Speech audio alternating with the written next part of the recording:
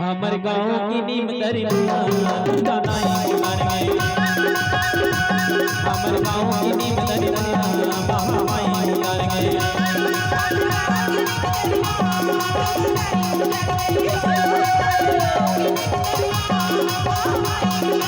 दुर्गादाई उतर गए हो बहाई उतर गए।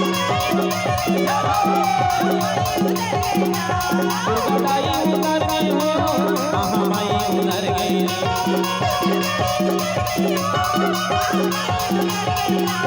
हमर गाँव की